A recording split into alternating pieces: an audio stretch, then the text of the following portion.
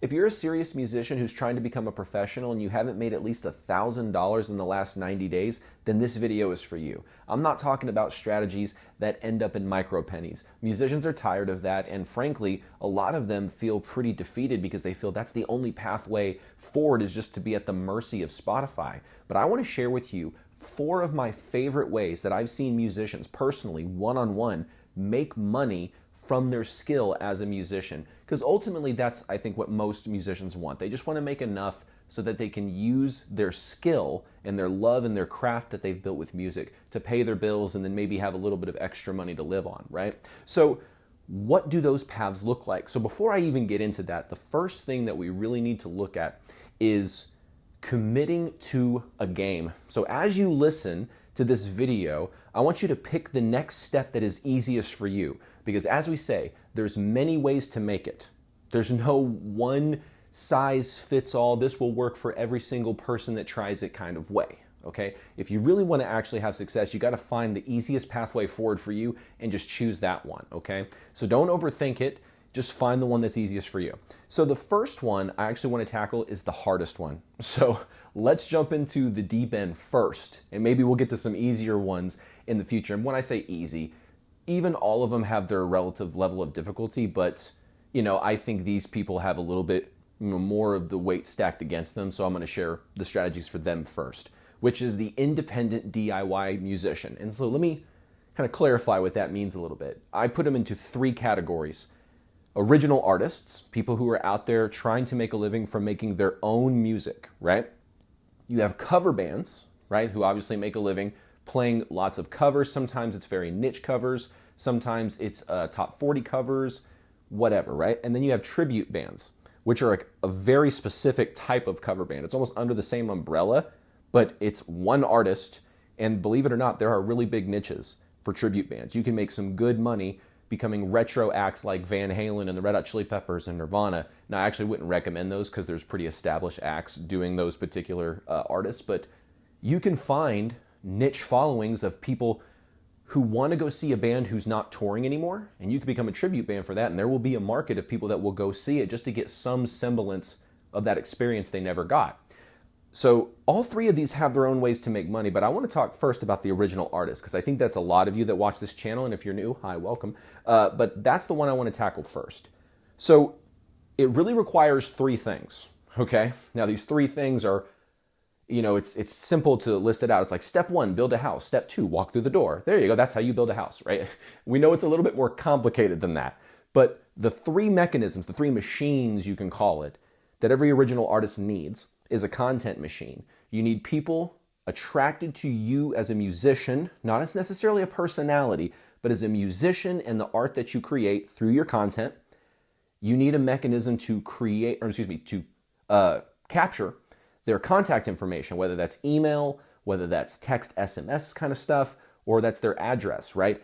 Any of those are great ways to build a list that you control, not Google, not Mark Zuckerberg, not Elon Musk. No one owns these lists but you, right? And that's one of the most powerful things you can have in your music business. So you can contact your friends directly.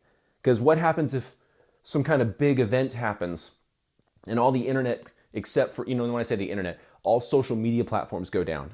You could still reach out and email them and be like, hey, isn't all that stuff crazy that all the social media is down? Go download this link and you'll get to listen to my stuff. Whatever, right? You just need to have that direct one-on-one connection availability with your fan base, right? So you got the content machine that's pulling them in. Then you're pulling, where do I pull them in, Dax? Pull them into the email list or the text SMS list or the direct mail list. And then 3, you have to have an offer that every single soul that gets into your list is going to be offered, okay? We're not going to skip anybody. I want you to think of an offer that every fan of yours absolutely needs. Whether you're an original artist, whether you're a cover band or a tribute band, there is I'm just gonna do the easy route, there's probably a shirt with a specific design that every single one of your fans need to have. Maybe it's because something on the shirt says something that's meaningful to one of your most popular songs and it has a real deep emotional level to it if you're an original artist, but maybe if you're a cover artist, you have some fun takes, some parody, some satire on, and when I say a tribute artist, yes, a satire on the band that you're portraying, because you don't want to do actual logos, actual pictures of people, because you don't want to get into like copyright infringement, but you can do parody and satire, so that can be kind of fun. Cover acts, you can do real simple things. It doesn't have to be t-shirts, but it could be. You know, maybe you have a fun name of your cover act, and so the name of the shirt, or excuse me, the design on the shirt reflects that kind of cool, fun name that you have and personifies it to where they're like, oh, I saw this cover band where it's called, you know, $2 and $40 or something. Like, why are they called that? I don't know, but here's this shirt with $2 and $40 on it. You know, it's a dumb example, but it doesn't have to be a good example. You get the point, right? So as an independent artist, you have to have that sort of mechanism of content into the list, into the core offer. So for an independent artist, it's most likely going to be a merchandise offer, right? But if you're a cover artist, your main offer may not even be a shirt, it may be a ticket, right? If you have a regular gig that you're playing, let's say you have a residency somewhere, maybe you're just trying to get people into that one particular place because maybe you got a door, not a door split, but maybe it is a door split or a bar split with the place you're working with. So the more people that come in and drink, the more you make or whatever, right? There's lots of ways to, like I said, there's lots of ways to make it. In the South, we say there's lots of ways to skin a cat, right? Which is kind of cruel, but whatever, you know, the phrases that exist down here. Anyway, like you can think about it like, okay, what is the offer? Okay, is my offer my show? Is the offer a merchandise bundle? What is it? How do I reverse engineer people getting that? Well, I've got to have them on an email list or a text list or some kind of list.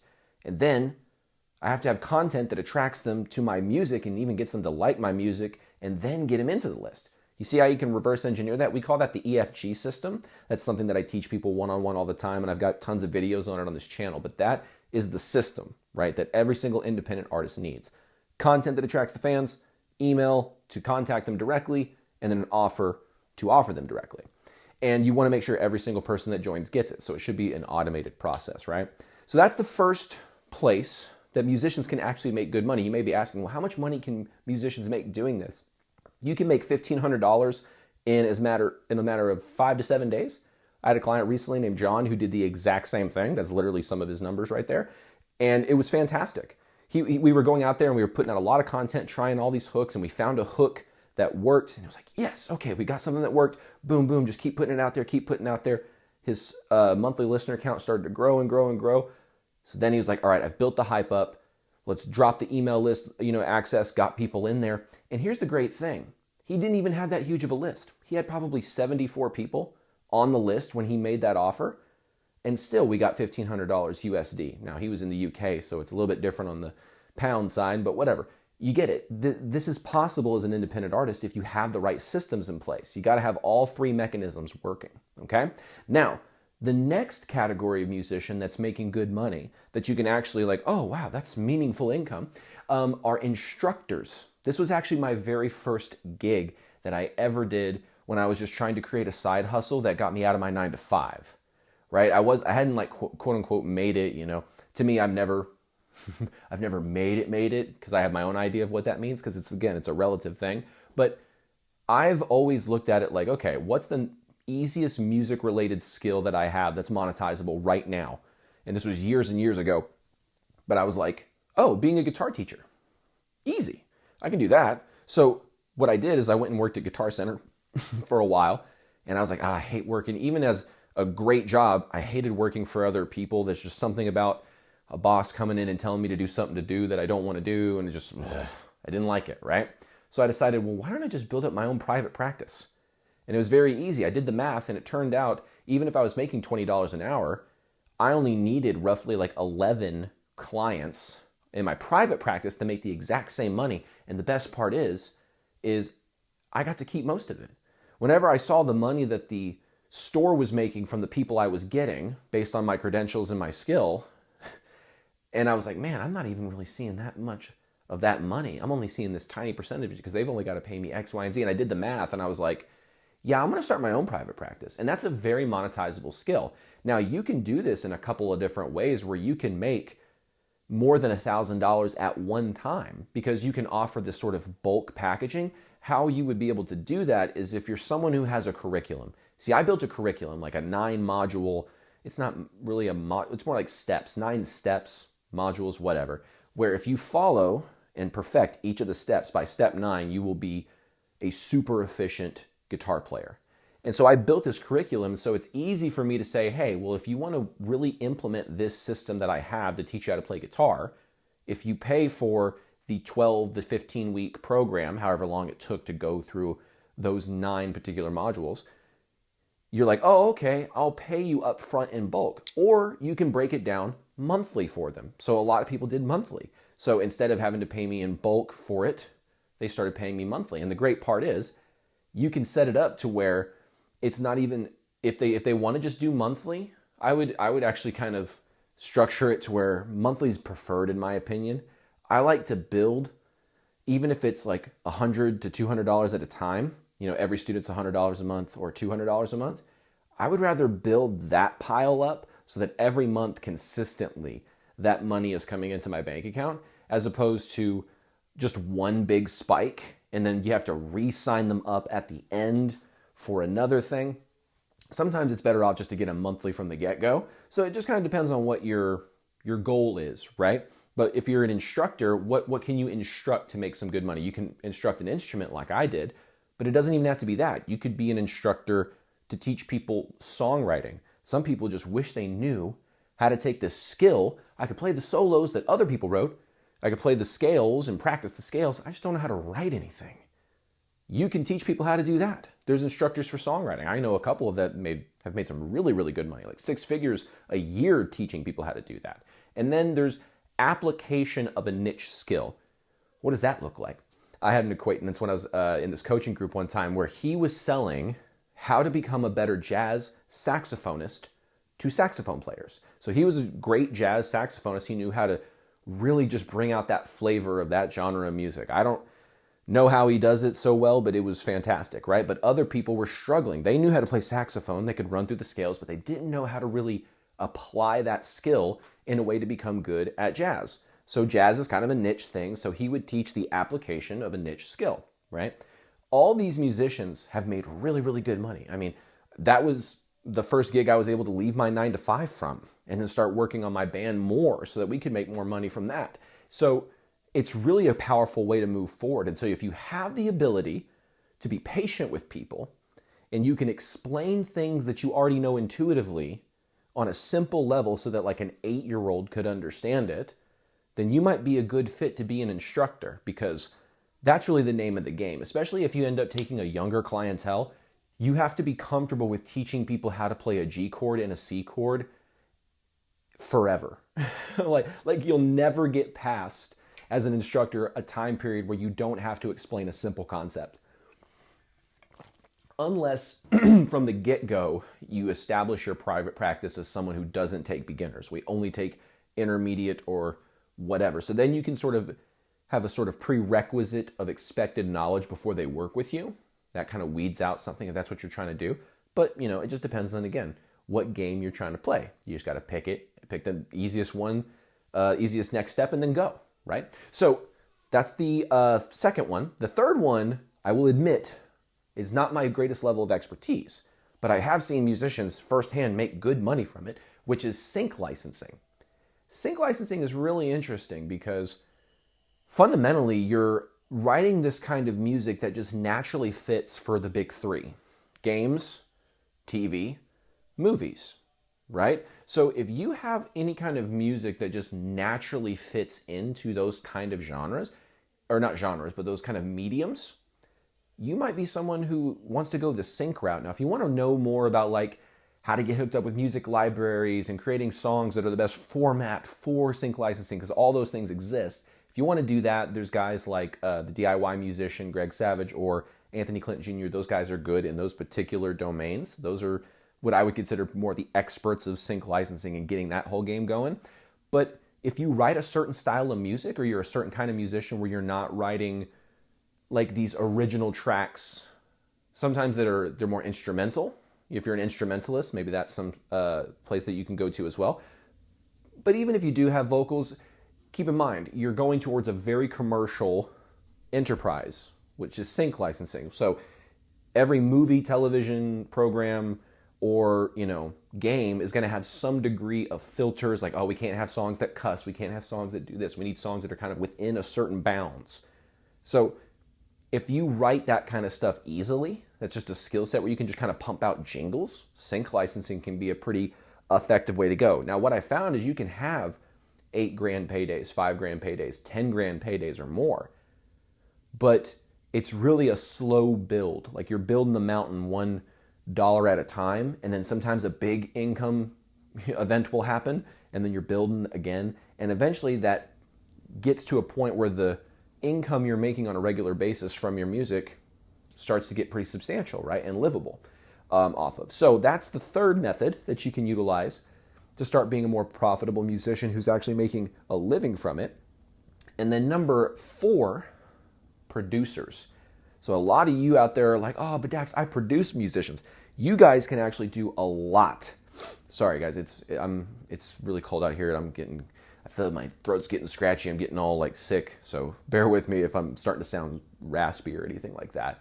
But producers, fundamentally, I've seen make a great living being a musician, because your average price point can be pretty higher than a t-shirt bundle or a hoodie bundle with a t-shirt or something like that. Those can be around $60, $80. The average service for a producer can be $300 to $1,000 to $2,000, depending on what you're offering. So the main services that producers make money off of is their mixing services, their mastering services, and their recording/producing services. So in my opinion, the best way you make money is when you can do all three. Have a sort of bundle thing where it's like, you come in, we'll record it together, I'll mix it, I'll master it, here's the price point, right? That's probably the most effective way to make good money as a producer, because it's got the highest ROI. Now you got time to invest in it, but now you're getting to actually get your hands dirty and work on the stuff you really want to work on as a producer, which is producing other musicians. So that's a really great way to make some money as a musician, is you're focusing on being a producer if you have those kind of skills. How do I know if I have those kind of skills, Dax? Well, if you produce your own music and people have complimented how professional your mixes sound, you have at least enough credibility to start offering. Because some people are like, well, Dax, I don't have $20,000 worth of gear. I just have like this basic setup. You want to think about it like this. Even if you're only level 5 in your total mixing journey, there's people at level 0 and level 1 who want to know how to get to level 5, and they will pay you good money so that they can get to level 5. So if you have a good enough skill and you notice there are people around you that you can market to who need to at least get to your level, then you can offer a service like, to them. Oh, well, what if they want to go to someone who's more expensive and has higher, quality on the other end? Well, then okay. Right? So if you can't afford to say like, I'm the big fancy studio that you're getting your money's worth by spending premium, be the cheaper version in the market, because you offer something that's an easier setup, but it helps get them from level 0 to level 5. And then once they've got some songs out that are at level 5, maybe they'll one day want to graduate from you and move on to the next person. But there's plenty of new bands and new projects that need to get to level 5. You see how that works, right? So don't ever be afraid of like, oh, well, Dax, I can produce myself, but I'm not a world-class mixer, so I can't charge $1,000 for a mix. It's like, well, if the people who have the big famous fancy studios are only charging $2,000, then you absolutely can charge $1,000, right? It all depends on the end result you can provide, and if the other person feels that it's actually worth that. So yeah, maybe you need to adjust your prices, but ultimately, if you're the one recording it, you're mixing it, and you're mastering it, getting $1,000 check for just one job is not unheard of. I had a producer that was really economical, who was like best bang for your buck you could imagine. It was $300 for a certain time period of the day. I think it was like 3 or 4 hours. And then it was $300 a mix. And so we did like, basically the way it worked out and the way we were able to squeeze in our time, it was $1,000 for 2 songs. But still, he got paid $1,000. You see what I'm saying? So he got a nice little $1,000 payday in 2 installments. And we got 2 songs out of it, and we were so happy. We couldn't have been any happier with how we spent the money and it came out. I can't wait to give him more money, right? Like, that's how good producers will get more work, is because when they give you a great result, I'm going back to him for all my professional mixes. I don't care. Like, that's where I'm going no matter what. So hopefully you guys have seen that these 4 methods, if you really just pick one, pick the easiest next step and just go for it, right? You can actually get some pretty good results. I've seen my producer clients get anywhere from $2,500 to $7,500 in as little as 3 months' time, figuring out exactly how to utilize their skill. So if you've got some value from this video, hit the subscribe button, the notification bell, all that good kind of YouTube-y stuff. But if you want to learn the systems that my clients have implemented, whether they were DIY musicians, instructors, or producers, to actually start making some regular income from their music, click the link that's in the description to apply for a free one-on-one call with me to see if we could actually help implement that into your music business. Otherwise, I look forward to seeing you in another video inside of Musicians Ignite. Take care.